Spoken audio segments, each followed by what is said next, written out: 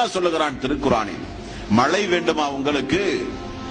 வறட்சி இல்லாமல் செழிப்பான ஒரு வாழ்வு உங்களுக்கு பூமியில் வேண்டுமா? மழை இல்லாவிட்டால் கழுதைக்கும் திருமணம் முடிப்பார்கள் அறிவில்லாத மக்கள். மென்மேலும் அல்லாஹுவை மறந்து அல்லாஹ்வுக்கு இணை துணைகளை ஏற்படுத்துவார்கள்.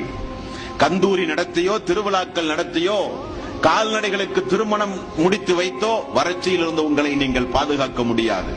உங்களுக்கு யுர்சில ஸமா அலைக்கும் மித்ராரா, வானத்திலிருந்து நான் உங்களுக்கு மழையை தருவேன். எப்பொழுது?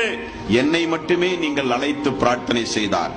வயும்திதுக்கும் பிஅம்பாலின் வபனீன வயஜ்அல் லக்கும் ஜன்னாத்தின் வயஜ்அல் லக்கும் அன்ஹாரா, உங்களுக்கு நான் மக்கள் செல்வங்களை தருவேன், ஆண் வாரிசுகளை தருவேன். உங்களுக்கு நான் குழந்தை இல்லாதவர்களுக்கெல்லாம் குழந்தை செல்வத்தை தருவேன். ஏழை எளிய மக்களை எல்லாம் வசதியுடையவர்களாக நான் மாற்றுவேன்.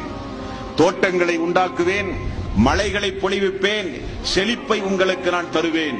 ஒரே ஒரு நிபந்தனை, என்னை மட்டுமே நீங்கள் வணங்க வேண்டும். இய்யாக நஅபுது வ இய்யாக நஸ்தஈன், உன்னையே வணங்குகிறோம், உன்னிடமே உதவி தேடுகிறோம் என்று பள்ளியில் வாக்கு கொடுத்துவிட்டு குழந்தை இல்லாவிட்டால் நாகூர் தர்காவுக்கு ஓடி பயன் அல்ல. தர்காக்களை நோக்கி நம்முடைய தேவைகளை தேடி ஓடி பயன், எந்த பயனும் கிடையாது. 71வது அத்தியாயத்தின் 10 முதல் 12 வரை உள்ள வசனம், வானத்திலிருந்து மழையை பொழிவிப்பேன், செல்வங்களை வாரி வாரி உங்களுக்கு நான் தருவேன், பிள்ளை செல்வங்களை உங்களுக்கு நான் தருவேன், பொருள் செல்வங்களை உங்களுக்கு நான் தருவேன், தோட்டங்களை ஓட வைப்பேன், கனிவர்க்கங்களை தருவேன், செழிப்பை உண்டாக்குவேன், என்னை மட்டுமே நீங்கள் அழைத்து பிரார்த்தனை செய்தால் என்று அல்லாஹ் அவனுடைய அருள்மறையாம் திருமறை குர்ஆனிலே சொல்கிறான். இது நமக்கு கிடைக்கக்கூடிய இனி ஒரு வகையான நன்மை. ஒன்று, பாவங்கள் மன்னிக்கப்படுகிறது. இரண்டாவது, சைத்தானை விட்டும் அல்லாஹ் நம்மை பாதுகாக்கிறான், சைத்தான் நம்மை விட்டும் தூரமாக ஓடுகிறான்.